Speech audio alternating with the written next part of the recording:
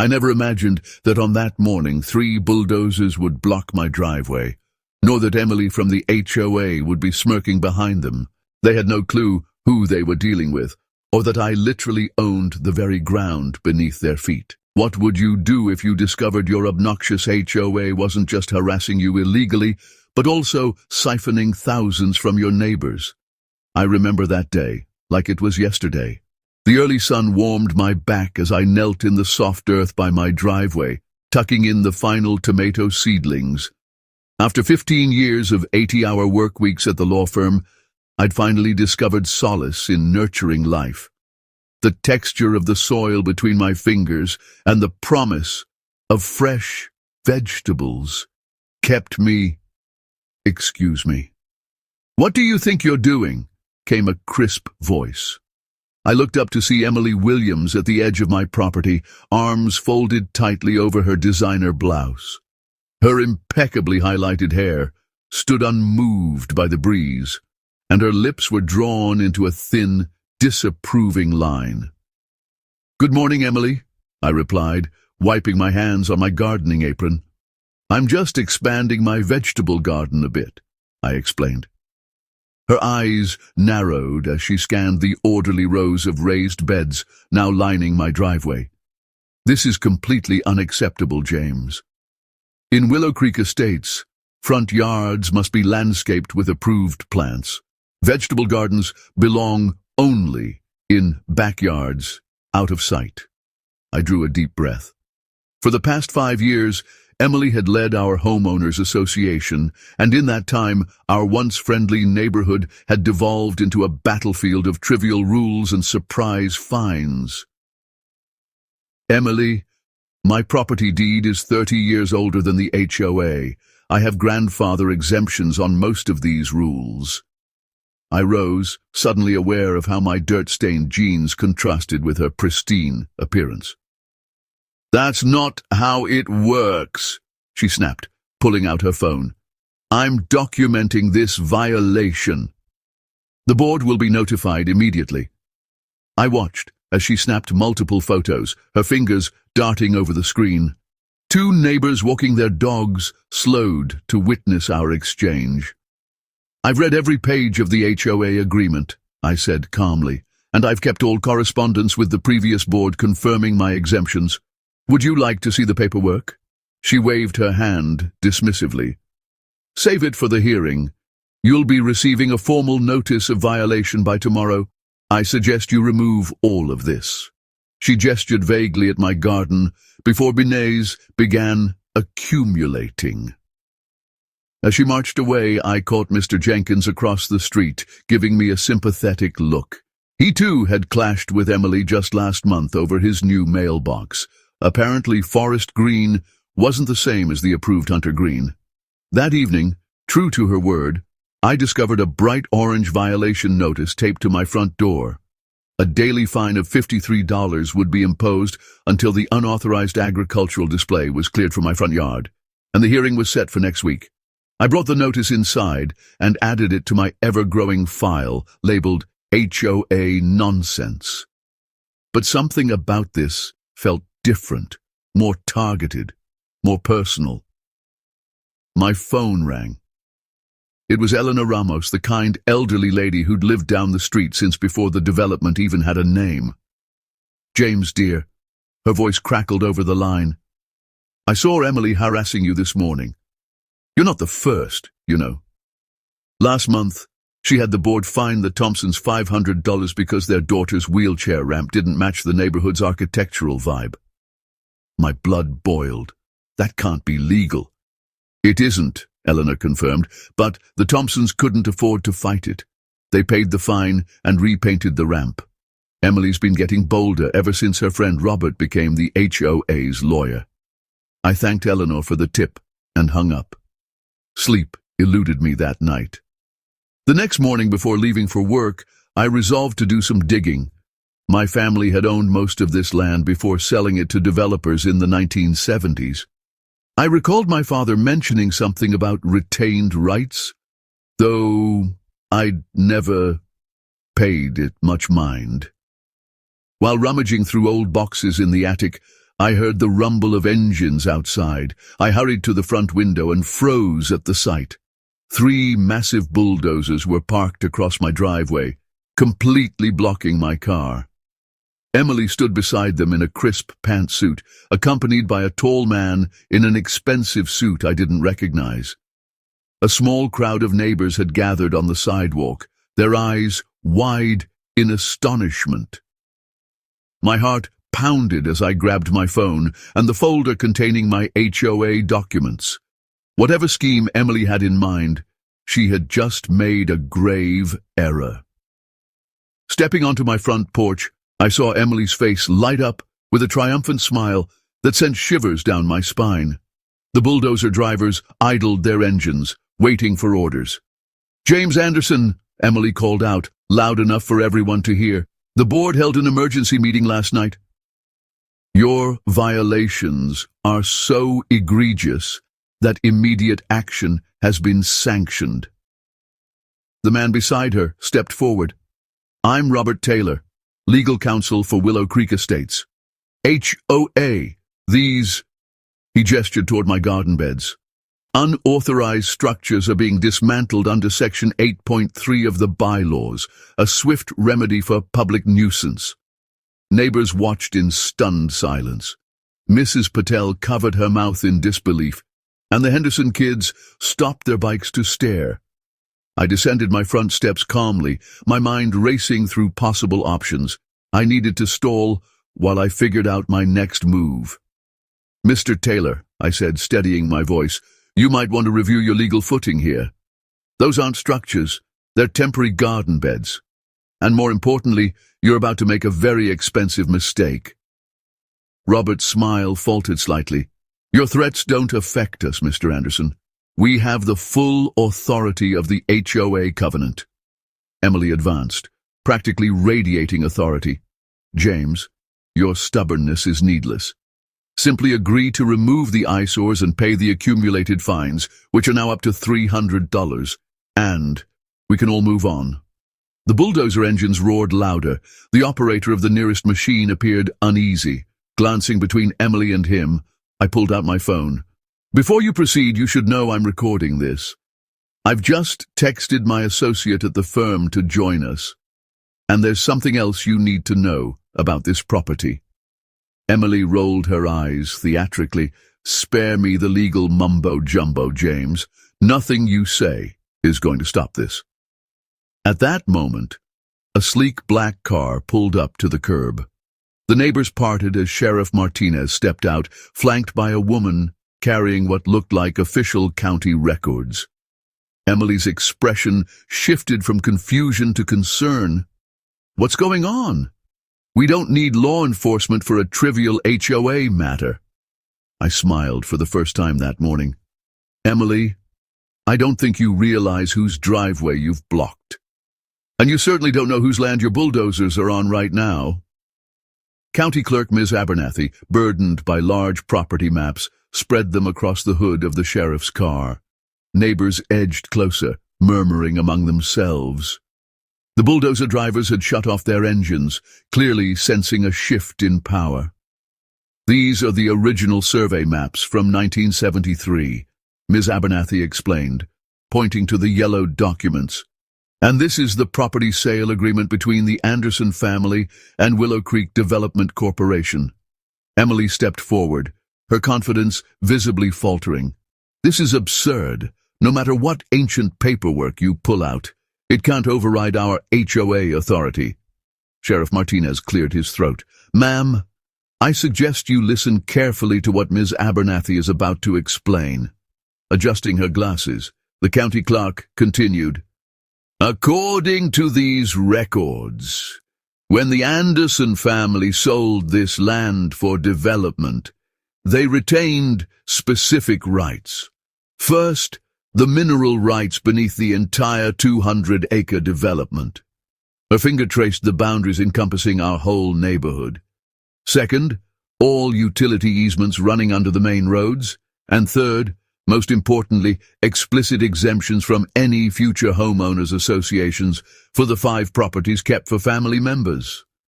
I stepped forward. My house was one of those 5 properties. Robert Taylor frantically rifled through his briefcase. That's impossible. The HOA covenant applies to every property in the development. There's no mention of exemptions. Ms. Abernathy smiled patiently. That's because your HOA was formed in 1995, Mr. Taylor. These agreements were registered with the county in 1973. Your covenant cannot override pre-existing legal arrangements. Emily's face flushed a deep red. This is some kind of trick. Even if my house has special status, it doesn't give you carte blanche to ignore basic community standards. Sheriff Martinez interjected. Actually, according to county law, he can do whatever he wants with his property as long as it doesn't violate county zoning regulations, and vegetable gardens are perfectly legal in residential zones. The crowd had swelled. I noticed Mr. Jenkins recording the scene on his phone and Mrs. Patel quietly explaining the situation to her elderly father. Emily turned to the bulldozer operators. This changes nothing. Proceed with removal as planned. The lead operator shook his head. Sorry, ma'am. I'm not risking my license on disputed property. Not without a court order. I'll get one, Emily snapped. I moved closer to Emily and Robert, lowering my voice. There's something else you should know. Those bulldozers are parked on an easement that, according to these documents, belongs to me. That's trespassing on private property. And since you brought them here with the clear intent to damage my land, I let the implication hang in the air. Robert grasped Emily's arm, whispering urgently into her ear. Her eyes widened with what looked like fear. Sheriff, I said calmly, I'd like to file a report for attempted property damage and trespassing. Sheriff Martinez nodded. We can handle that right now. This is outrageous, Emily exploded.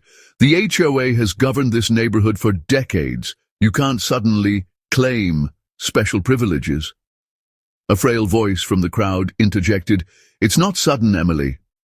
Eleanor Ramos advanced, leaning heavily on her cane. Some of us have known about the Anderson exemptions all along. The old board respected them.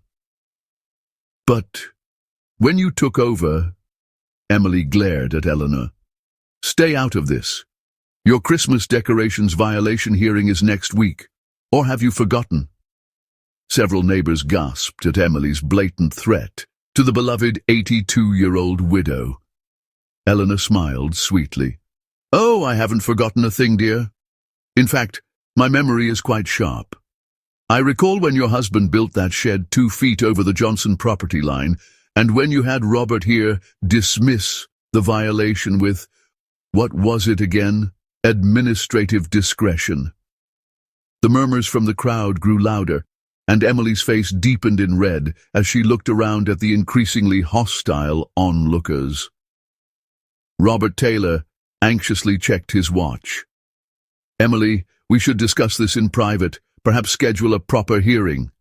There will be no hearing, I interrupted. My property is exempt from your authority. Those bulldozers must be removed from my easement immediately, or I'll add extra charges to my complaint. Sheriff Martinez stepped forward. Folks, let's remain civil. Ms. Williams, Mr. Taylor, I suggest you instruct the operators to remove their equipment. Mr. Anderson, if you'd like to file that report, we can do so once the area is cleared. Emily glanced around desperately, realizing she was losing control of the situation and her audience. The neighbors who once feared her now watched with open curiosity and satisfaction. This isn't over, she hissed at me, not by a long shot. As the bulldozers began to back away from my driveway, Eleanor gently touched my arm. James, dear, there's something important you need to know. It concerns the HOA financial records. What about them? I asked quietly. Eleanor looked around cautiously. Not here. Too many ears. Come by my house this evening. Bring those old property documents. I believe we've only just begun to uncover what Emily's been up to. As Emily and Robert retreated to their waiting car, I noticed something new. Genuine fear in their eyes. Whatever they had been concealing by hastily removing my garden, they now recognized they might have stirred up something far more dangerous than a mere property dispute. The final bulldozer rumbled away, leaving my tomato plants undisturbed. Sheriff Martinez approached with his citation book. "Want to file that report now?" I asked, as I watched Emily's car speed off. "Absolutely. And, Sheriff, you might consider contacting the county prosecutor. I have a feeling this will involve more than just trespassing charges before it's over." Eleanor squeezed my hand. "7 o'clock tonight," she whispered. "And, James, bring a calculator. You'll need it when you see what I've discovered." Neighbors began to disperse, many pausing to inspect my garden beds with renewed interest. Whatever Emily had planned, she had unwittingly turned my modest vegetable garden into a symbol of defiance. I had merely wished to grow tomatoes in peace, and now I was on the brink of uncovering something that would forever change our community. My face flushed as the roar of bulldozer engines echoed before my house. Neighbors peered through their curtains, watching the drama unfold. I had to act fast, my hands trembling, so I called the one person who could help me immediately.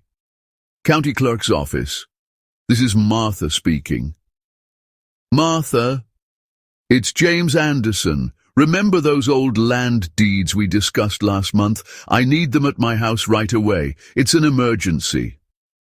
Meanwhile, Emily strutted around my front yard as if she owned it, pointing at my garden beds and gesticulating wildly at the bulldozer operators. The tall man in the suit, Robert, kept nodding and checking his clipboard. "You have exactly 30 minutes to say goodbye to your little farm," Emily called out, her voice dripping with fake sweetness. "Maybe next time you'll learn to follow the rules like everyone else." I stood my ground. "I suggest you don't touch anything until Martha arrives." "Who's Martha?" Emily snapped, her smile faltering. "You'll see." The next 20 minutes dragged on agonizingly. Neighbors began gathering across the street, whispering among themselves, some sympathetic, others clearly enjoying the spectacle. I noticed Mrs. Jenkins from across the street recording everything on her phone. Exactly 27 minutes later, Martha's county vehicle pulled up. She wasn't alone. She had brought the entire property records team, along with 4 huge boxes of documents. Emily's smug expression wavered. "What's all this?" Robert asked, stepping forward with his hand outstretched. "I'm Robert Taylor, HOA legal counsel," he began, but Martha ignored his gesture. "I'm Martha Gonzalez, county clerk. I understand there's a property dispute unfolding over historically significant land." I couldn't help but smile as I assisted Martha in unfurling the yellowed maps and documents across the hood of my car. The oldest one dating back to 1887, my great-great-grandfather's original land purchase. "Miss Williams," Martha said, adjusting her glasses as she pointed to a boundary line on the oldest map. "Are you aware of the Anderson Land Trust established in 1923? Emily crossed her arms. "This is ridiculous. We have HOA bylaws that clearly state our rules don't override county law," Martha interrupted. "And so the battle lines were redrawn, the ancient documents laying bare the truth of our heritage, a truth that would forever alter the balance of power in our neighborhood, or even state law for that matter." I pointed to a specific clause in one of the more recent documents. "This is the 1978 land sale agreement from when my grandfather sold the parcels that eventually became Willow Creek Estates. Look at this clause. See it?" I said. Robert snatched the paper, his eyes widening as he read. "It declares that while the surface land was sold for development, the Anderson family kept all mineral rights and utility easements," Martha explained. "Moreover, the original homestead, Mr. Anderson's current property, is exempt from any future neighborhood covenants." "That's impossible," Emily sputtered, her face flushing an alarming red. Remember that special infrastructure fee everyone in Willow Creek pays to the county every year? I asked quietly. That fee goes to my family trust as compensation for using the utility easements we still legally own. The bulldozer operators exchanged nervous looks. One of them even switched off his engine. These bulldozers, I continued, gesturing toward the massive machines blocking my driveway, are parked right over my legal utility easement. That's trespassing on my property. Emily lunged forward. Let me see that! This has to be some kind of trick, she demanded. Just then, a police cruiser pulled up, lights flashing. Sheriff Martinez stepped out with a grim expression. He nodded at me before turning to Emily. Ms. Williams, I've received reports of attempted property destruction and trespassing at this address, he stated. This is HOA business. Emily hissed. The police have no jurisdiction over... Actually, Sheriff Martinez interrupted, pulling out his citation book. When Mr. Anderson's grandfather sold this land, he included a special provision that all disputes would fall under county jurisdiction, not private HOA arbitration. Robert's professional facade faltered. Emily, we need to put an end to this right now. If what they're saying is true, it simply can't be true. Emily shouted, but I could see the fear creeping into her eyes. A gasp ran through the growing crowd of neighbors as another car pulled up behind the sheriff's cruiser. Mrs. Jenkins was now live-streaming the scene, her phone held high. James, Emily called out in a syrupy tone, surely we can resolve this matter rationally. Sheriff Martinez advanced, citation book in hand. I'm going to need those bulldozers moved immediately. The operators began climbing back into their machines, desperate to extricate themselves from the chaos. But what happened next left everyone dumbfounded. The rear door of the car behind the sheriff swung open, and a familiar figure emerged. Someone no one had anticipated, someone who would alter the course of this conflict entirely. Stop those machines immediately, came a firm command from none other than Eleanor Ramos, the 83-year-old widow from 3 houses down. Leaning heavily on her cane, yet with eyes blazing, she advanced toward us. Eleanor, go back home. This doesn't concern you, Emily snapped dismissively. Doesn't concern me? Eleanor retorted with a sharp laugh. When you threatened to fine me $500 for my Christmas lights last December, you made it my concern.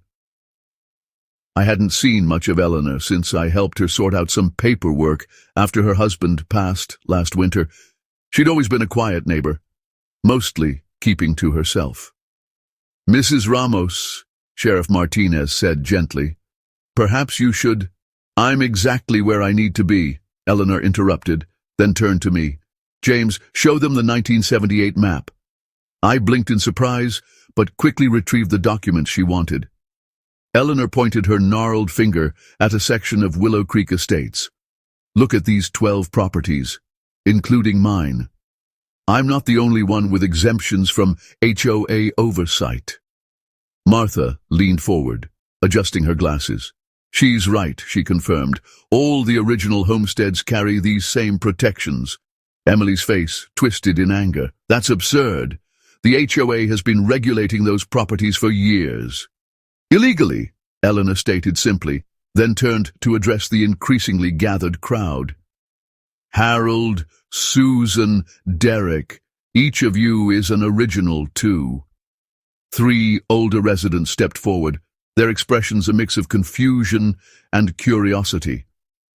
Is this true? Asked Harold Fisher, who had lived in the corner house for decades. They can't force me to take down my ham radio antenna or fine me for my bird feeders, added Susan Winters. I watched as realization dawned on their faces. For years they had been bullied by the HOA, forced to pay unnecessary fines and modify their homes to comply with rules that didn't even apply to them. Robert pulled Emily aside, whispering urgently into her ear. With every word, her expression grew darker. But Eleanor wasn't finished. She turned to the crowd directly. How many of you have been harassed by this HOA? Fined for absurd violations, threatened with legal action for trivial matters. Hands shot up all around, and Mrs. Jenkins' livestream comment counter exploded with responses. This isn't just about my garden, Eleanor continued. It's about how this HOA, under Emily's leadership, has repeatedly abused its power. Sheriff Martinez nodded. I've received more complaints about this HOA in the past year than any other in the county combined, threatening elderly residents with exorbitant fines, ticketing guests and vehicles without warning, even entering properties without permission. Emily shoved past Robert, her face contorting with rage. These allegations are completely false, she retorted. We enforce the rules everyone agreed to when they moved in. I replied softly, except we didn't all agree. And you knew that? Didn't you? She snapped. The tension was so palpable it could be sliced. The bulldozer operators had entirely withdrawn from my driveway, clearly unwilling to be dragged into this escalating conflict. This isn't over, Emily hissed. The board will hear about this and will take appropriate action. Speaking of the board, Eleanor interjected as she reached into her large handbag, I have something everyone needs to see. She produced a thick manila folder and handed it to me. As I opened it, my legal background immediately recognized the significance of its contents: bank statements, transfer records, and articles of incorporation. Where did you get these? I asked, stunned. My late husband was an accountant for 50 years, she replied with a small smile. When they fined me for my Christmas lights, I became curious about where all that money was disappearing to and started requesting public records. I flipped through the documents, each page more damning than the previous. The HOA had been collecting special assessment fees from every household for a community pool renovation that never actually occurred. Over $300,000 had vanished into a company called WCE Holdings, LLC. I turned to the final page, the LLC registration document. The managing members were clearly listed as Robert Taylor and Emily Williams. Emily caught sight of what I was reading and lunged for the folder. That's private HOA business, she declared. Sheriff Martinez stepped between us. Ma'am, I suggest you step back immediately, he warned. As community members edged closer, eager to witness the unfolding drama, Robert quietly slipped away toward his car. These are serious allegations, Martha commented, peering over my shoulder at the documents. If these records are accurate, this transcends HOA disputes and ventures into criminal territory. Emily's confident facade finally crumbled entirely. You have no idea who you're dealing with, she snarled at me. My husband plays golf with Judge Brennan every Sunday. This will all be sorted out by tomorrow. I met her gaze steadily. You might want to check the news, Emily. Just last week, Judge Brennan announced his retirement following an ethics investigation. A murmur rippled through the crowd as Mrs. Jenkins zoomed in on her phone. Eleanor placed a gentle hand on my arm. There's more, she whispered. So much more. While the sheriff began gathering statements from neighbors about the HOA abuses, I wondered just how deep this corruption ran, and who else might be implicated. Whatever happened next would alter our community permanently. My hands trembled as I reopened Eleanor's folder. Inside, bank statements lay with bright yellow sticky notes, marking odd figures. The HOA had been collecting an extra $300 a month from each house for a pool renovation, yet the pool looked exactly the same as it had 3 years ago. Over $300,000 is missing, I whispered, running my finger along the column of numbers. Where did all this money go? Eleanor leaned in closer. Keep turning the pages, James. The next document revealed funds being transferred to a business named Williams Taylor Consulting. I looked up at Eleanor, my mouth agape. Emily Williams and Robert Taylor, she murmured, barely audible. They've been siphoning our money for years. How did you find this? I asked, still stunned by what I was seeing. Eleanor's eyes sparkled with both sadness and pride. My Frank was an accountant for 42 years before he passed away. He taught me how to decipher these statements. When Emily fined me $200 for leaving my Christmas lights up 2 days too long, I became enraged.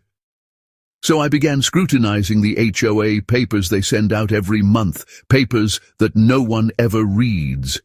I took out my phone. We need to alert everyone immediately. Wait, Eleanor said, placing her hand on mine.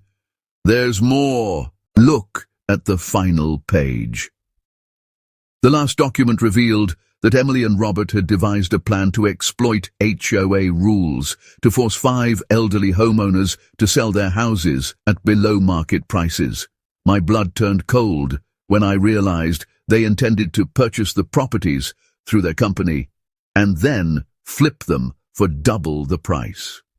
They're targeting people who can't fight back, Eleanor said. People like me, who live alone and are vulnerable to legal threats. Sheriff Martinez, who had been listening quietly, shook his head. This goes beyond mere HOA issues. This is fraud. I straightened up, my decision firmly made.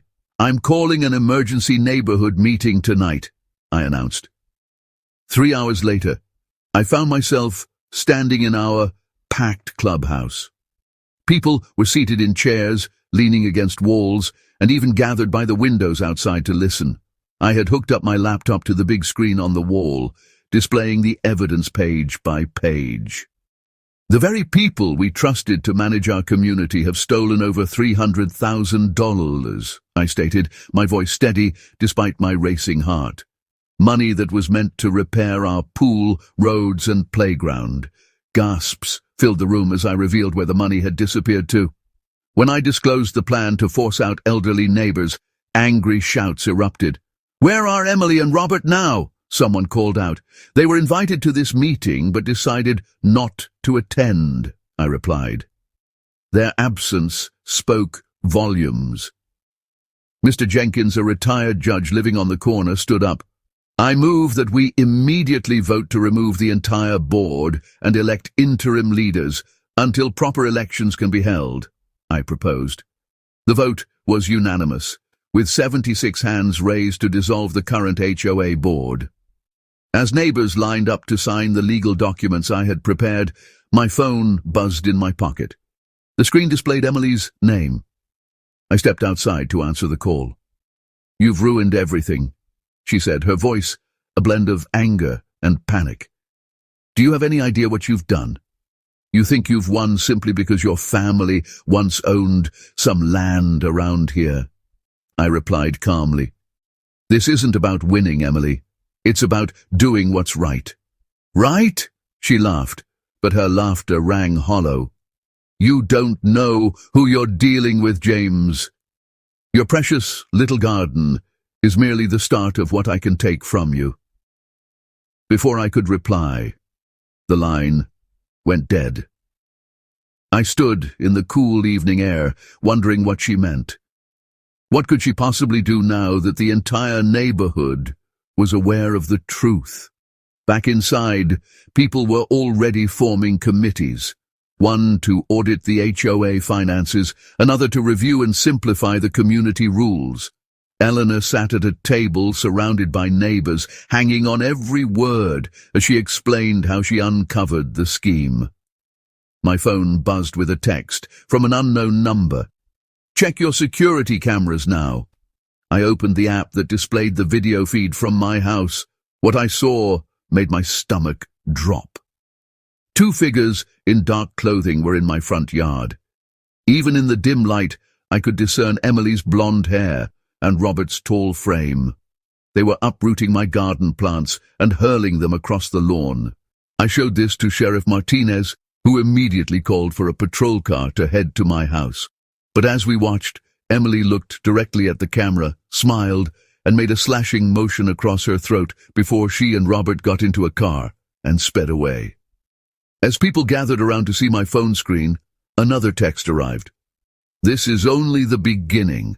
By the time I'm finished, you'll wish you had never planted a single seed. Can you arrest them for this? I asked the sheriff. Trespassing, vandalism, and with these threats, possibly more. He nodded in agreement. But James, be careful. People who feel cornered can be dangerous, he cautioned. Eleanor placed her frail hand on my arm. You're not alone anymore. None of us are, she assured me. As I looked around at the determined faces of my neighbors, people who had been strangers just days before, I realized she was right. Emily and Robert had held the money and power for years, but we possessed something far stronger. The truth, and each other. My phone buzzed again, a new text with a photo attachment. I opened it and felt the blood drain from my face. It was a picture of old documents, the very ones that proved my property's exemptions. Across the image, someone had scribbled, "Originals burn so easily." I awoke to the sound of shattering glass. Rushing downstairs, I discovered my kitchen window was smashed and my garden utterly destroyed. My security camera had captured Emily and Robert tearing up my plants at 3 a.m., so I texted Eleanor immediately. Within an hour, 5 news vans had parked outside my house. A reporter asked, "Is it true the HOA president destroyed your property after you exposed her theft?" By noon, 30 neighbors had arrived with plants and shovels. "We're with you," said Mrs. Jenkins, whom I hardly knew. Emily attempted to fine me $500 for my bird feeder. Last month, Sheriff Martinez had arrived with papers in hand. Emily and Robert were arrested. The county discovered that $300,000 was missing from the HOA accounts. That day, the neighbors voted to form a new Friendly Neighbors group instead of an HOA. We drafted fair rules that allowed people to garden and be themselves. 2 months later, we held a huge block party in what had once been Emily's yard. Her house was sold after she went to jail, and the new owners embraced our community garden concept. "You changed everything," Eleanor said as she handed me the season's first tomato. I smiled. I never wanted to own the county. I simply wanted to grow my vegetables in peace.